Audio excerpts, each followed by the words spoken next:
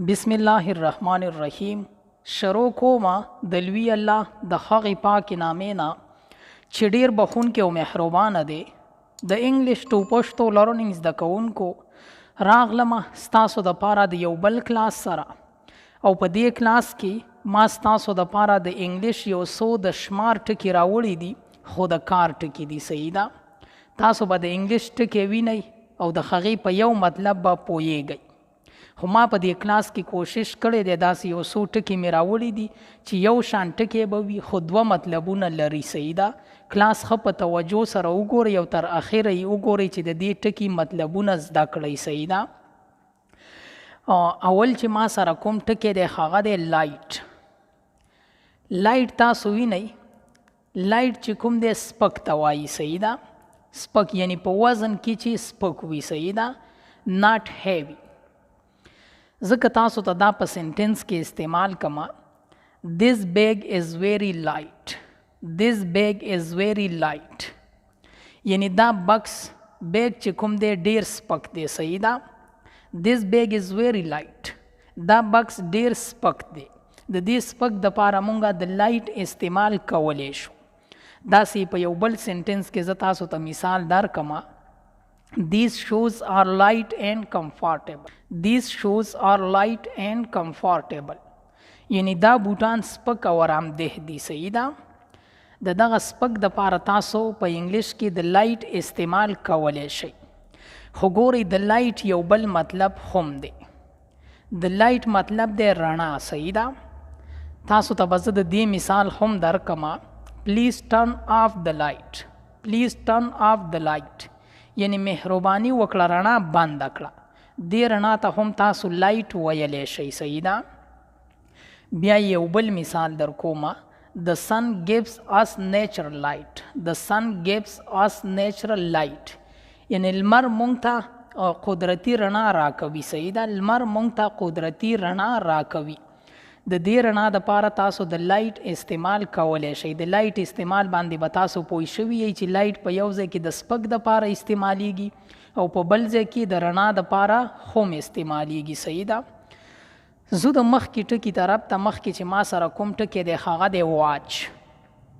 د واچ چې اولنی کوم استعمال دی ساعت ته وایي. صحیح ده، مونږ یې ګینټې ته وایو، کومه ګینټه چې مونږ په لاس کوو. صحیح ده، زه تاسو ته د دې مثال درکم تاسو به پوه شئ. I lost my watch at school.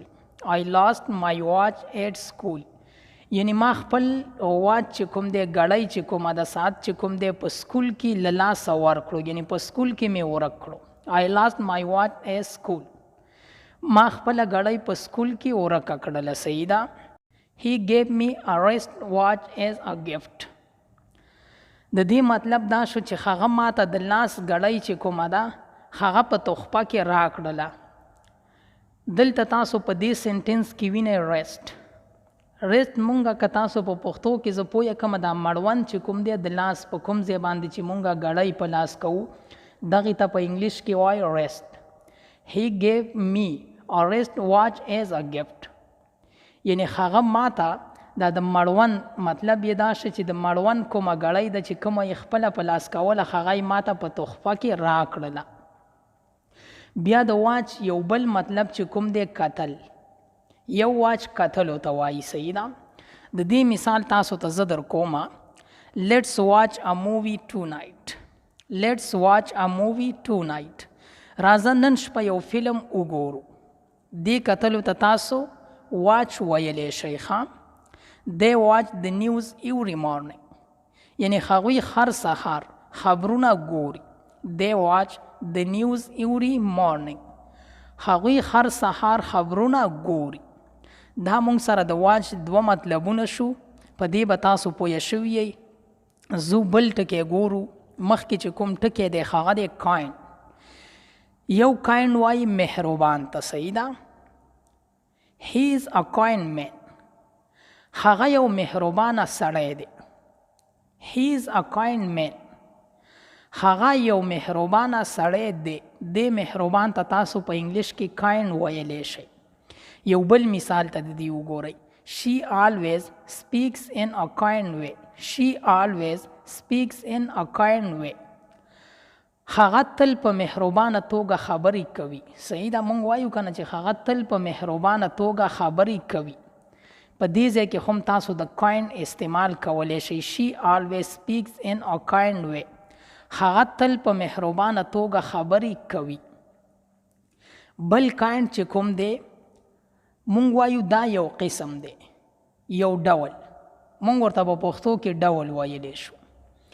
زه تاسو ته د دې مثال درکم، تاسو به پوه شئ. What kind of food do you like؟ یعنی ته کوم ډول، کوم قسم خواړه خوښوي. What kind of food do you like؟ ته کوم ډول خواړه خوښوي. یو بل مثال ته د دې وګورئ. I like all kinds of music. I like all kinds of music. یعنی زه د هر ډول موسیقي خوښوم. صحیح ده، هر ډول موسیقي خوښوم. دلته چې دا کوم ډول دی د دې دپاره هم تاسو د کاینډ استعمال کولی شئ. د کاینډ دا دوه استعمالونه دي. صحیح ده، I like all kinds of music. زه د هر ډول موسیقي خوښوم. بیا چې ما سره بل کم ټکی دی هغه دی رایټ. د رایټ مطلب دی سم، کریکټ. استعمال ته د دې وګورئ. You are absolutely right. یعنی ته بالکل سم یې. You are absolutely right. ته بالکل سم یې. That's the right answer. That's the right answer. یعنی دا سم جواب دی. صحیح ده، That's the right answer. دا سم جواب دی. د رایټ یو استعمال شو. د رایټ په بل ځای کې مطلب دی مونږ وایو که نه ښی طرف، ښي خواته ډایرکشن ورکوي په یو ځای کې رایټ. صحیح ده، زه تاسو ته دا په جملو کې استعمال کوم، تاسو به پوه شئ. Turn right after the shop. Turn right after the shop.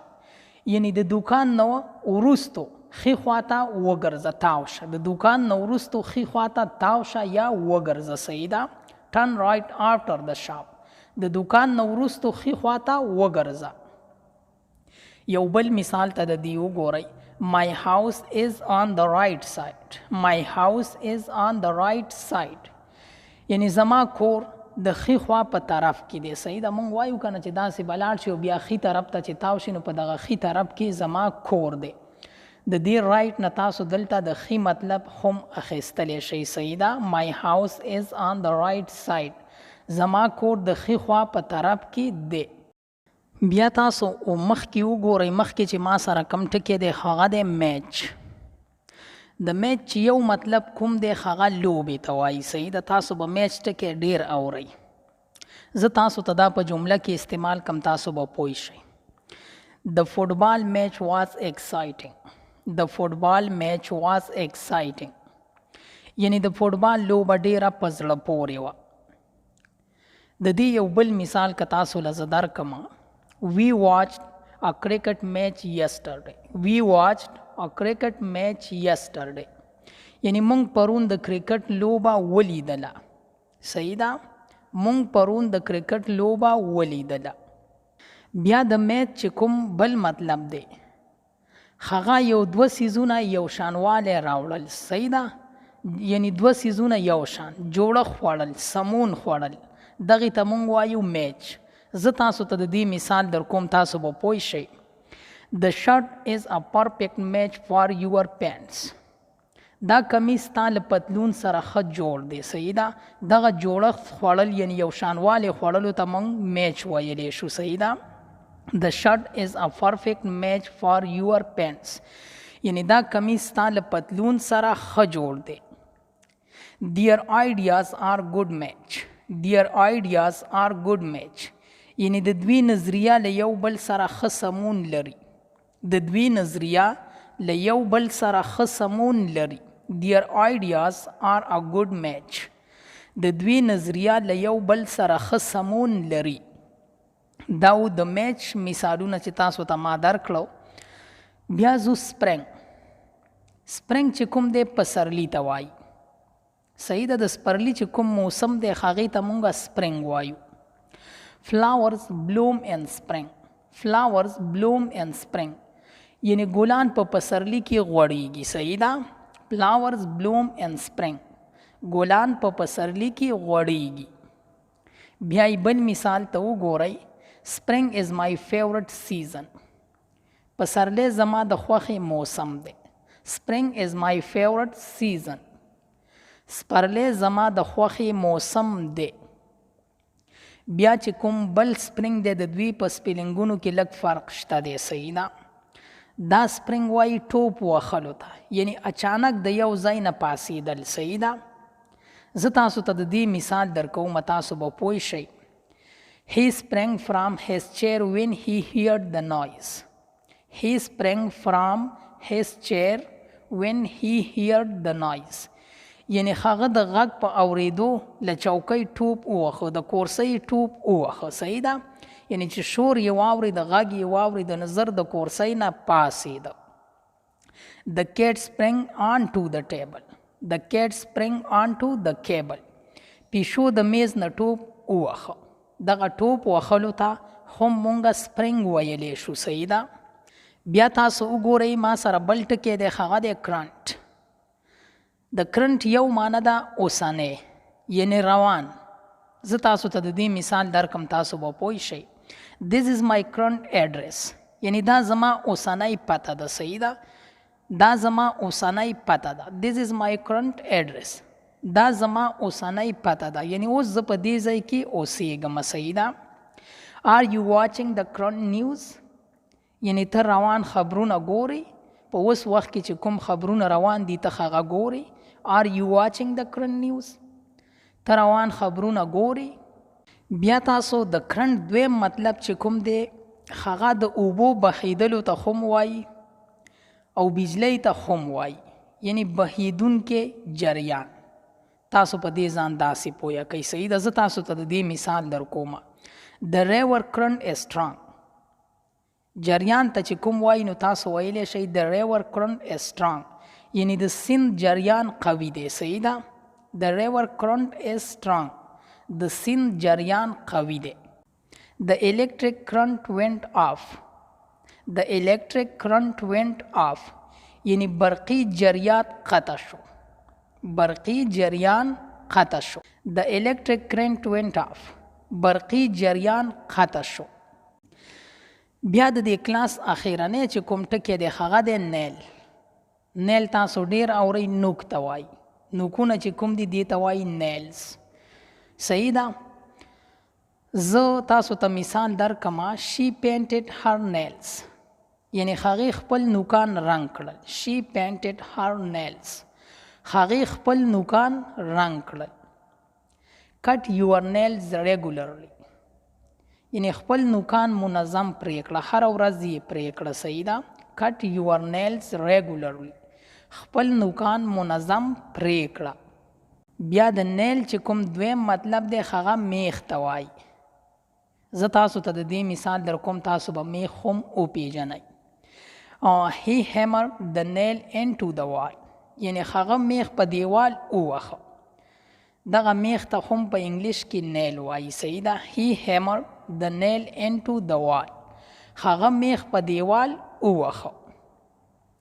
Use a nail to hang the picture. Use a nail to hang the picture. یعنی د عکس ځوړندولو لپاره میخ وکاروه. د میخ نه کار واخله. صحیح ده. Use a nail to hang the picture. د عکس ځوړندولو لپاره میخ وکاروه. هم په دې ځای د دې کلاس اختتام کوم. که ژوند وي راځم به ستاسو دپاره د یو بل نوي کلاس سره.